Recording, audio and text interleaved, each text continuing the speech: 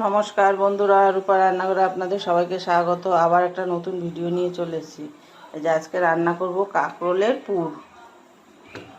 কাঁকরোলটা এবার আমি এগুলো ছাড়িয়ে কেটে সেদ্ধ বসিয়ে দেবো। জল দিয়ে দিয়েছি, একটু নুন দিয়ে দিলাম। এই যে কাঁকরোলগুলো এরকম করে ছাড়িয়ে নিয়েছি, এবার সেদ্ধ বসিয়েছি, একটু ঢেকে দেবো। ততক্ষণে একটা পুর তৈরি করে নেব। এখানে পরিমাণ মতো কাঁচা লঙ্কা দিয়ে দিলাম, এখানে নারকেল কুচি দিয়ে দিলাম,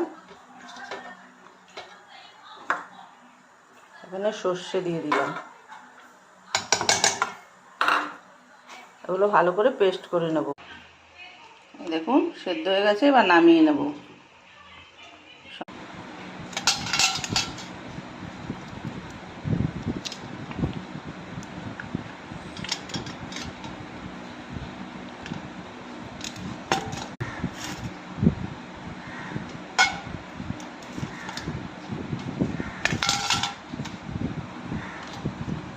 সবগুলো এরকম করে ছাড়িয়ে নিয়েছি, এবার বীজগুলো দিয়ে একটু পেস্ট করে নেব। সর্ষে আর নারকেলটা পেস্ট করেছি, এবার এই যে মশলাটা দিয়ে দেবো।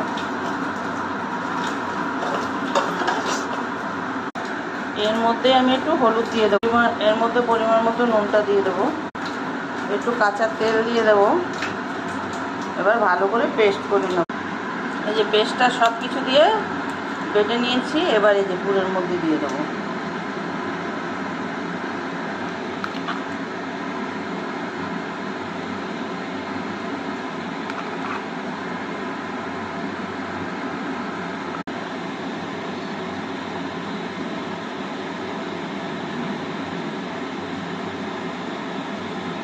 সবগুলো পুর সুন্দর করে ভরে নিয়েছি। এবার এটা ডুবিয়ে ভাজার জন্য একটা ব্যাটার তৈরি করে নেব। যে ব্যাটারটা করার জন্য এখানে গোবিন্দভোগ চাল ভিজিয়ে নিয়েছি, একটু নুন দিয়ে দিলাম, একটু হলুদ, মধ্যে দুটো কাঁচা লঙ্কাও দিয়ে দিলাম, দিয়ে এবার পেস্ট করে নেব।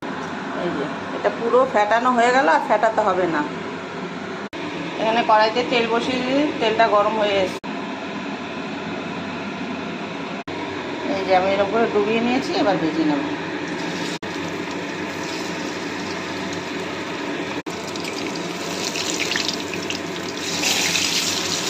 এরকম করে লাল লাল করে ভাজলে পুর একটুকু বেরোয় না, গরম ভাত দিয়ে খেতে হেভি লাগে। আপনি এরকম রান্না করে খাবেন, কমেন্টে জানাবেন, লাইক শেয়ার সাবস্ক্রাইব করবেন। আবার একটা নতুন ভিডিও নিয়ে দেখা হচ্ছে। দেখুন উপরটা একদম শক্ত,